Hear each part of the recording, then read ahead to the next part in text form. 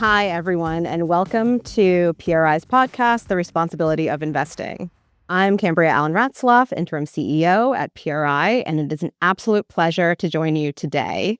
As PRI marks our 20th anniversary, we wanted to use this episode of the podcast to bring in two leaders to reflect not only on where responsible investment has been, but also what the next chapter demands. We are in a brave new world, a highly dynamic environment. And so as we think about how responsible investment can help our signatories and the investment community navigate this, this is the time where we're thinking about what will make responsible investment, the work, more credible, more relevant, and more effective as we go into our next 20 years. So with that, it is my absolute pleasure to welcome two of our speakers. We have Josselin Kalifa, CIO of Caisse de Dépôts in France, and also the new chair of the Net Zero Asset Owners Alliance, and Anne-Marie Chidzero, CIO at FSD Africa Investments. It is a pleasure to have both of you join us today. Thank you. Thank you. Before we hop into questions, it's always great to hear from our guests and learn a little bit more about them. So, Josselin, I'll start with you. Tell us more about you. I'm Josselin Kalifa. I serve as Chief Investment Officer at Caisse de Dépôts Asset Management Division. Caisse de Dépôts is a large public investor in France, and we manage long-term public capital for the French public sector. I also chair the Responsible Investment Commission at the French Association of Institutional Investors, and also I'm a member of the steering group of the Net Zero Asset Owner Alliance, and recently became co-chair of this steering group together with Toru Shindo. Good day, everybody. Anne-Marie Chidzero, and I am the Chief Investment Officer for a specialist investment vehicle called FSD Africa Investments, which is an investment vehicle that's part of the FSD Africa group. So FSD standing for Financial Sector Deepening in Africa.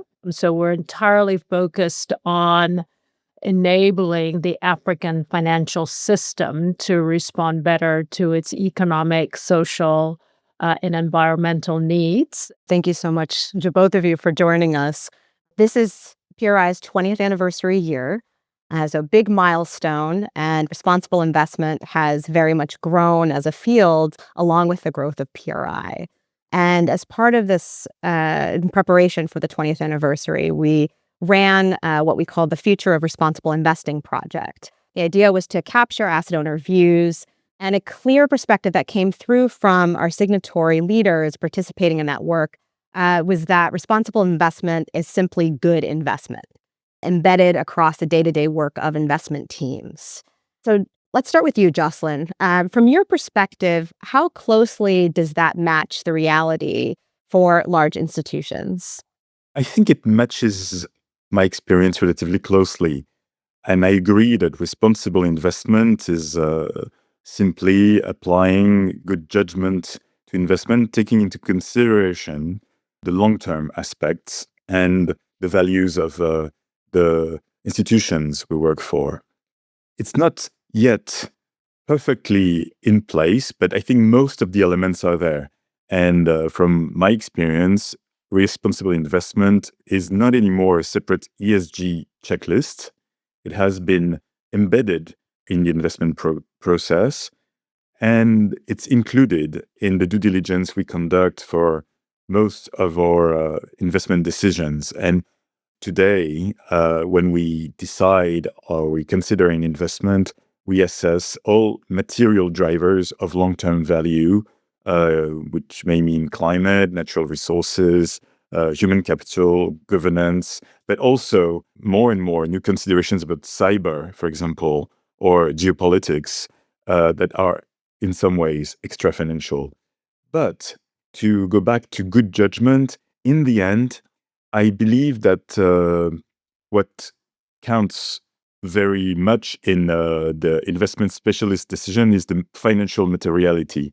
And there is always a way we can translate these considerations into some financial consideration that could affect or already affects the value of an investment. So I wouldn't forget about this financial materiality.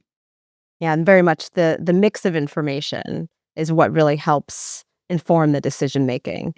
Anne-Marie, let's bring you in. How does that ambition look from an African and emerging markets perspective? Is there anything the global conversation has missed or misunderstood, or does this ring pretty true for you as well?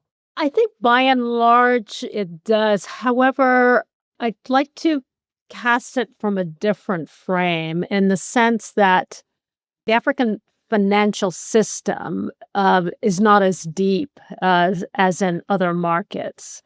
I think South Africa being one of the early adopters of PRI because it had a deeper financial sector and was therefore able to drive some of these ESG tools and responsible investing approaches because the market was deeper. I think in other markets, what we're seeing is that there really is a growth in the financial and sort of diversification of the financial system and the allocation of finance because of the specific characteristics of our markets. So large, small, micro sectors, real need for financing for example, housing, affordable housing. So basically finance trying to respond to the particular economic and social needs of our economies. And so therefore, while the responsible investing approach, the ESG approach, has been adopted because of the influence of the global financial system, there is now kind of a shift towards we need to be responding because this is an imperative for our own economic and social growth. And so there is a kind of an inflection point, in my view, in our capital allocators and owners saying we need to be doing more to address the economic challenges, economic opportunities based on our economic and social fabric. So the ESG elements are not just an option, it's actually what's important. We need to be doing that. So that translates to, for me, just enabling a louder voice from our African allocators to determine the direction of travel with regards to responsible investing. So 20 years of PRI, I think you've got a new player, in my view, in the market. And we've got 4 trillion of sort of assets under management. If we look at the pension sector, that's growing exponentially. If we look at the insurance sector, we should look at sovereign wealth funds. And so how do we allocate that in a manner that's going to enable the financial system to finance in a way that protects the environment, that creates the jobs, and also ensures good governance? And so I think that there is a real reflection and desire to do more of that. And I can give you a few examples as we continue on the podcast. This year for PRI, along with our 20th anniversary, emerging markets and developing economies has become very much one of the central areas of focus for our work in helping to support and catalyze that growth and bring that global perspective in, but also support signatories on the ground in their work as well. So very exciting to see. So thank you for that insight. Let's continue down this road. Thinking about the environment we're operating in, right? So in the beginning, I mentioned highly dynamic, but we're operating in a global context, in some ways a local context that can be more politicized, more fragmented. What does responsible investment need to do to remain credible with investment decision makers, beneficiaries, and wider stakeholders across markets, but also in your own markets? I think there's a lot that can be done to bring stakeholders together to share how they have been approaching this. And let me be explicit about that. So FSD Africa helped, or is actually the secretariat for a coalition that we put together, which is called the African Natural Capital Association. So essentially, it is trying to bring the financial players around investing in natural capital, but also reporting on disclosure on the impact of finance on natural capital. And that platform has enabled the big players on our market. I mean, you talk about First Rand Group, talk about EcoBank, talk about Equity Bank, Sanlam. They've sort of come together to learn, to understand the TNFD disclosures, but also to share what are the transactional solutions that we can do, not only to ensure that we are disclosing on natural, the impact on natural capital, but also are investing. And I would say that as a consequence of that, we've seen in the last 4 months, the very first outcome-based bond issued by an African institution, the First Rand Group, which is arranged by Rand Merchant Bank, to finance water conservation, listed on the Johannesburg Stock Exchange. It was the first in the world and first of an African investor. And then you saw subsequently EcoBank doing a similar listing, which was listed on the London Stock Exchange this time. And I think that these movements, or this ability to come together to learn from each other, and structure these types of instruments for our markets is incredibly important. And so that ability of PRI to bring together these stakeholders around very specific instruments, transactions, opportunities, disclosure is just very important. And the reason why I expressed these two examples was because they're firsts, but it also is an indication that our stakeholders are really trying hard to figure out how do you devise the right capital market instruments that are blended. They're going to be blended. FSDI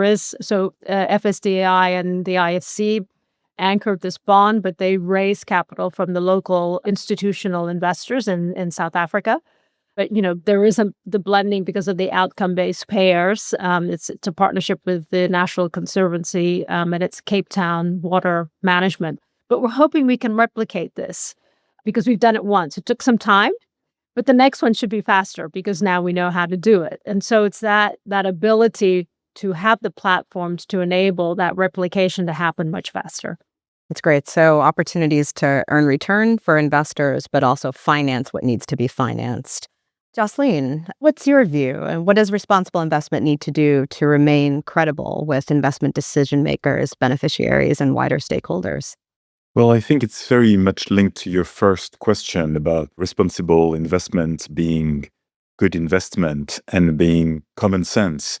What you mentioned, Anne-Marie, makes a lot of sense. Of course, whatever the political context, it makes sense to foster water conservation. It makes sense to build energy-efficient buildings. And it makes sense to have multiple sources of energy that use that are relatively efficient and that don't damage the environment. So in the end, I believe what will continue to make us credible is to depart from ideology and to be anchored in some strong footing, strong methodology, and as I mentioned earlier, some financial materiality.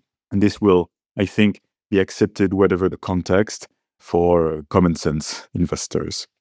The private sector has an incredibly important role to play in financing the economy. And so when I take the case of the water bond, lack of water in Cape Town is a critical issue for the economy of Cape Town, right? You cannot rely on solely municipality to address that problem. The private sector needs to participate in some way because down the line, it's important for them because that's also their survival, to finance the businesses that require the water, et cetera, et cetera, et cetera. So there's the knock-on effect. And so it is trying to find a way to structure the instruments that enable the private sector to participate, but also gain the returns that they require in order to participate. And so we have to be creative. When I first came to the field, the way that it was described to me was it's all about the bottom line at the end of the day. And that's really what responsible investment does, is helps to support that. I think we've heard that from both of you. Anne-Marie, let's stick with you. And you gave us a couple of examples on some of the projects that have launched recently. Where do you see the biggest opportunities for responsible investment to support more inclusive and resilient growth in Africa and in other emerging markets? And perhaps maybe thinking about what the future looks like now that, we've had success with these initial endeavors? I think it is really about, for the African continent, for capital to come together, to responsibly partner with the public sector, because our needs are huge.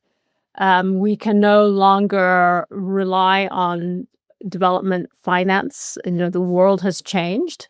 We need to actually drive that financing ourselves. And so if you're talking about energy, energy is so critical for any economy, and it's very critical for our economy to grow. So how do we responsibly come together to ensure that we're generating that energy, and that energy is been distributed in a manner that reaches not only industry, businesses, and households, but even those that are, in the rural areas at the last mile. So that's the responsibility in a way of the investing world in our market, is thinking about, how you're making an investment that's enabling the participation of large number of our stakeholders in the value chain in order to actually drive that growth. So it's a huge challenge, and it's a consciousness of finance to think in a more inclusive way, rather than just focus on we need to just do, invest in this particular sector and do our ESG. If we're looking at, for example, manufacturing, just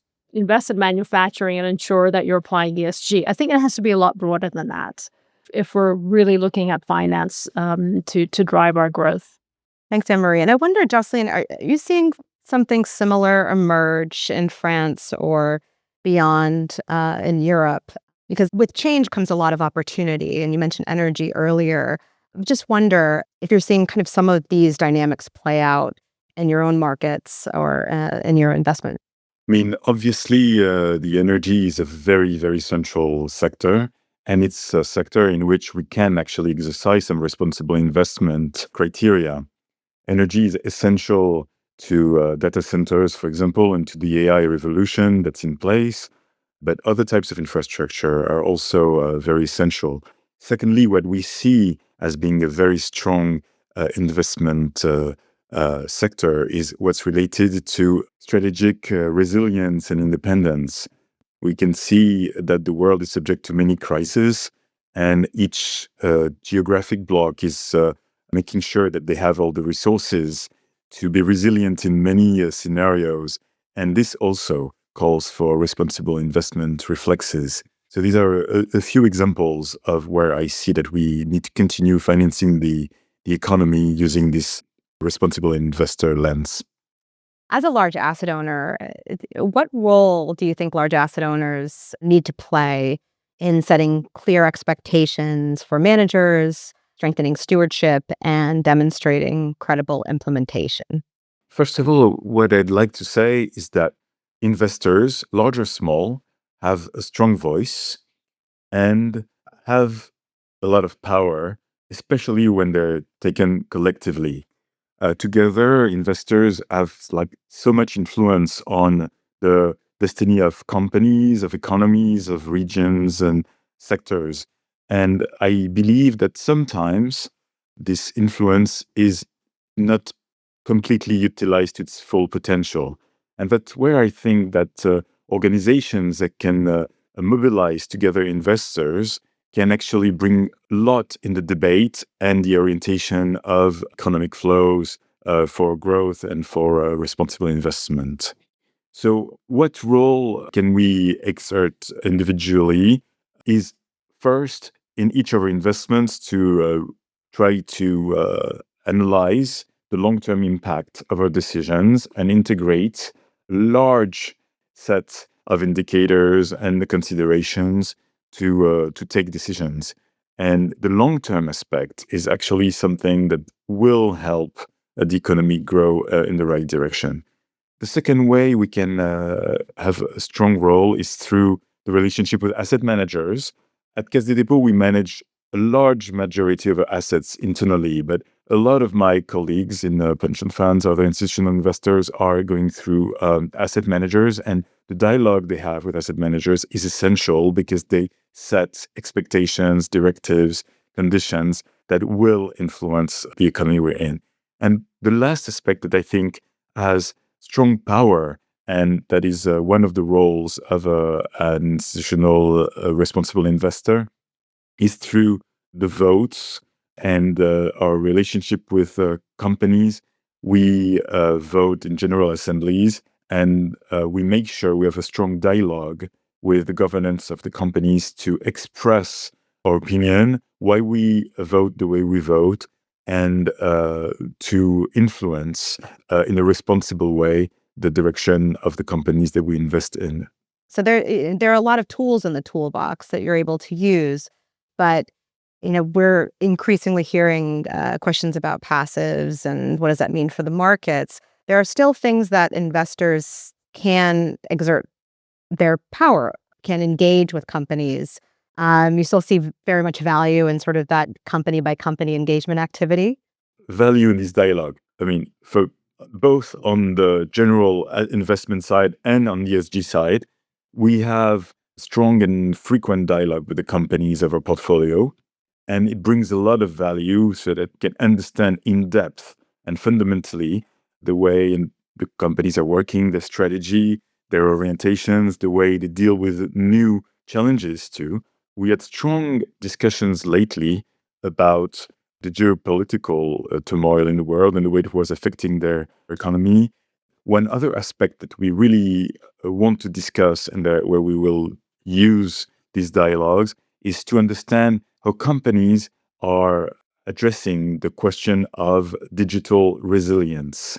We have seen all over the world that we're becoming more and more dependent on a few actors located in a few select areas. It's very important to understand whether our companies in our regions are resilient to some non-cooperative scenarios, and whether they know the supply chain well enough to have other plans in case events happen, in case resources are scarce. And this is something that is not directly, immediately ESG, but that I think will join soon the questions of sustainability, because in the end it impacts the long-term capacity of companies to sustain the trajectories. Anne-Marie, curious your perspectives on setting clear expectations, the role of stewardship, and demonstrating credible implementation. I think one of the fortunate things of being behind the curve with regards to the infrastructure of finance is that you can leapfrog. And because the African continent is not one country, it is, 54 countries, and it's a highly fragmented market in the sense that there's small markets and then there's regulations and jurisdictions. And so there are real challenges with driving, and I like that word, sustainability. So this is not just about ESG, it is about sustainability. And so looking forward, how do we begin to integrate responsible investing sort of ethos within the context of needing to drive the application of our digital technology? Because that is going to be, for us, part of the solution to addressing the fragmentation that exists in our market. But this is how we're really, really going to scale and mobilize finance and enable the participation of global capital, because, better data, better ability to price risk, better ability to assess the sustainable impact. All of that's going to be driven by this data that the technology is going to be able to generate. There are pitfalls within the digital asset space. We know that. There's cybersecurity and all of that comes into this. But how do we therefore enable the participants? So I think the challenge, there's potentially a different challenge in terms of what Josselin said about adoption and potential European stakeholders to digital. Us, it's more about this has to happen. And it's not so much of an adoption. It's about the innovation that's needed to actually ensure the application is right and that it leads to scale. to this mobilization of capital. So I think that that's an important sort of area of growth. The other thing is just deepening of capital markets. We need to find ways to allow for more liquidity, movement of capital.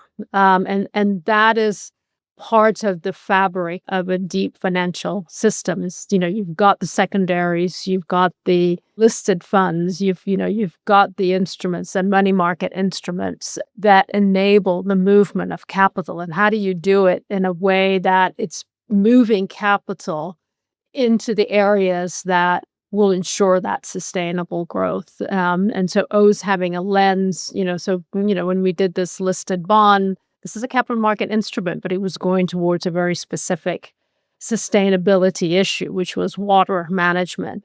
We've done green bonds, gender bonds, that were supported the structuring of those bonds. There's many more things to do around energy, again, secondaries in the energy space, what the capital market structures that enable that liquidity and that also therefore drive finance in a more sustainable way to where it's needed.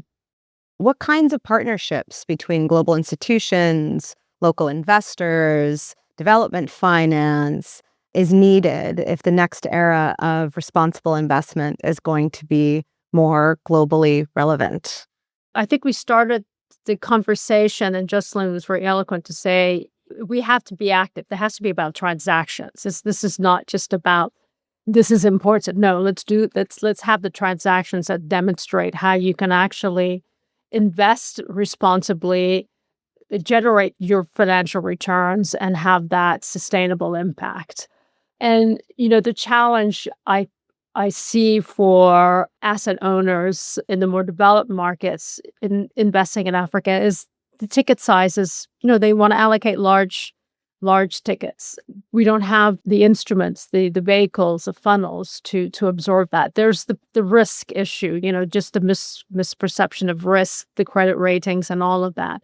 And so, to me, it's about how do we enable, or how could we bring together the development finance community that understands emerging markets because they've been investing, they've been financing the first point of call. How do we bring them together with the private sector from the emerging markets, so the financial institutions from emerging markets, with the investors from the global markets, to figure out what are the structures that are needed to enable better participation, all these pools of capital to drive more sustainability, both, in both markets, and developed and emerging markets.